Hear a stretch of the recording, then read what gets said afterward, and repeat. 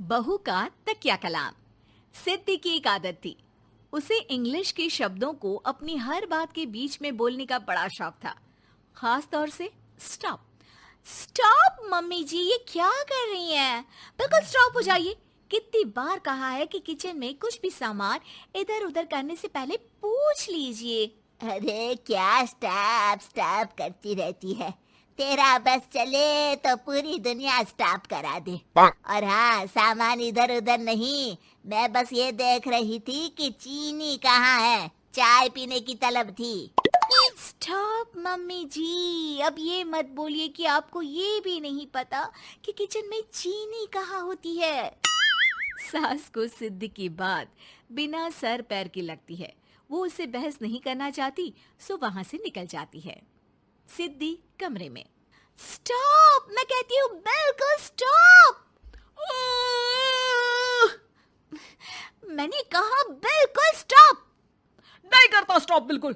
अरे यार, बिजली की वायर जोड़ रहा था, तुमने स्टॉप होने के लिए बोला और ये देखो क्या हुआ, करंट लग गया। अब करंट लगने पर चिल्ला रहा हूं तो भी स्टॉप। अरे चाहती क्या हो तुम? स्टॉप, मैं क्या चाहती हूँ? अरे अब कैसे स्टॉप हो जाऊं? मेरा मतलब है स्टॉप स्टॉप। सिद्धि फिर चली जाती है सब्जी वाले के पास। भैया, वो बैंगन किलो और आलू 5 किलो। Stop stop. काफी देर होने के बाद भी सिद्धि को उसका सामान नहीं मिलता। क्या है भैया, कब से बोल रही हूँ, आलू 5 किलो, बैंगन 2 किलो, फिर दे क्यों नहीं दे रहे हो? भैया स्टॉप। बहन जी, मैं तो 2 मिनट में तोल दूं, लेकिन आप ही तो बोल रही हैं स्टॉप। अब इतनी तो अंग्रेजी हम भी जानते हैं ना कि स्टॉप का मतलब होता है कि रुक जाओ, तो रुक गए भाई।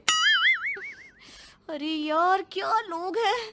स्टॉप। अरे तोलो तोलो चलो। किसी तरह सामान लेकर सिद्धि घर आती है, जहां वो देखती है कि ढेर सारे मेहमान बैठे होते हैं। सिद्धि आते ही जोर से चिल्लाती है, स्टॉप! आप यहाँ सब कैसे? अरे अब कैसे स्टॉप हो जावे बहू, जितना आना था आ गए हम। अब हाँ, बैठिए ना। सासू माँ, आप बात करिए, मैं चाय बनाकर ला रही हूँ। सभी बात करने में लग जाते हैं कि तभी सिद्धि किचन से निकल कर आ जाती है। Stop stop. अरे क्या खाएंगे आप लोग? पकौड़ी बना दूं या चीला, या फिर इडली बना दूं? अरे जो मर्जी बना दो, बस ले आओ जल्दी से बहू, इन लोगों को निकलना है, कोई जरूरी बात करने आए हैं। अच्छा अच्छा, स्टॉप। सिद्धि स्टॉप वाला अपना तकिया कलाम बोलकर निकल जाती है, लेकिन थोड़ी देर बाद जब वो कमरे में चाय नाश्ते के साथ आती है तो जरूरी बात हो गई आप लोगों की, या मेरे डर से शांत हो गए कि चुप हो जाओ चुप हो जाओ, सिद्धि आ गई है। बोलिए ना। बस जैसे ही सिद्धि ने कहा बोलिए ना, घर में चकर पकड़ की आवाज गूंजने लगती है। अरे तुम स्टॉप क्या बोल कर गई, सभी शांत हो गए, अब बात शुरू करेंगे। हाँ भाई, बहू तुम वो स्टॉप बोल कर गई तो हम लोगों को लगा कि शायद तुम भी सुनना चाहती हो कि हम लोग क्या बात कर रहे हैं। फिर जो मेहमानों की बात शुरू होती है वो घंटों बीत जाते हैं, चलती ही रहती है। अरे तेरे स्टॉप के चक्कर में दोपहर हो गई, अब जाकर सबके लिए जा खाना बना कर लिया। तभी स्टॉप नहीं बोला होता तो अब तक बात खत्म हो चुकी होती। बेचारी सिद्धि करती भी क्या, खुद के स्टॉप बोलने की आदत से खुद ही परेशानी मोल लेती है। आप लोग खाना खाकर जाइए, हाँ, मैं जा रही हूँ बनाने।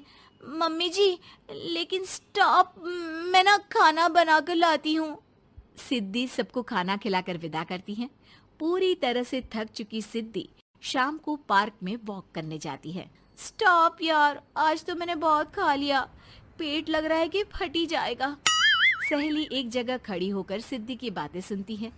सिद्धि उसे दिन भर की सारी बातें कहती हैं। स्टॉप यार स्टॉप, चल मैं घर जा रही हूँ। सोचा था थोड़ा वॉक कर लूंगी, पेट हल्का हो जाएगा। सारा दिन काम कर करके थक भी गई थी, लेकिन यार तेरे कारण बस खड़ी ही रह गई। वैसे तो पार्क करने क्या आई थी? और यार बड़ी अजीब लड़की है, मैंने कितनी बार बोला कि मैं वॉक पर आई थी, लेकिन तू स्टॉप स्टॉप बोलकर रोक लेती थी मुझे। यार प्लीज अब तू जा, मैं वॉक करके ही घर जाऊंगी। ओ यार, वो स्टॉप तो मेरा तकिया कलाम है। घर के सभी लोग सिद्धि के स्टॉप से परेशान थे।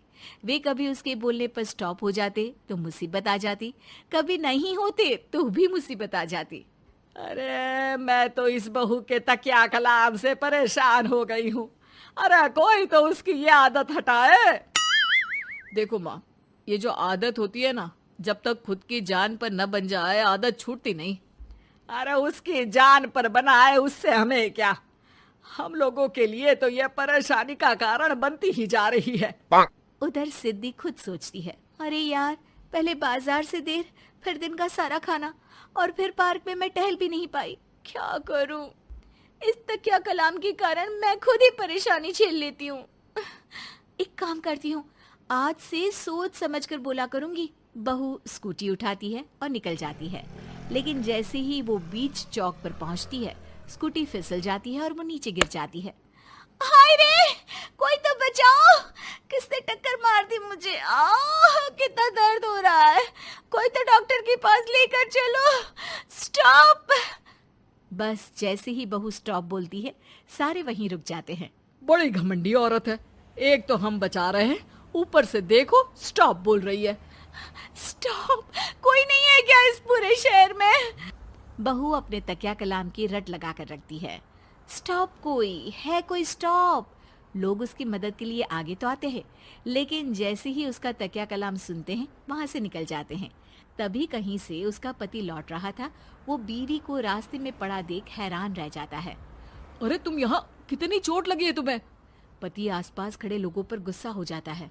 आप लोगों को दिखाई नहीं दे रहा कि मेरी बीवी को चोट लगी है? कोई भी नहीं है जो उसे उठाकर बिठा सके? अरे भाई साहब, कोई क्या मदद करे इस महिला की। और इतनी घमंडी है, जब भी इन्हें उठाने की कोशिश करो स्टॉप स्टॉप बोल देती है। स्टॉप, ये क्या बोल रहे हैं आप लोग?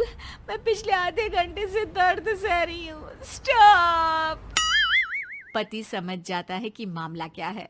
वो सर पर हाथ रख लेता है, लेकिन जल्दी ही बीवी को डॉक्टर के पास ले जाता है। ओह, इन्हें तो बहुत ज्यादा चोट लगी है।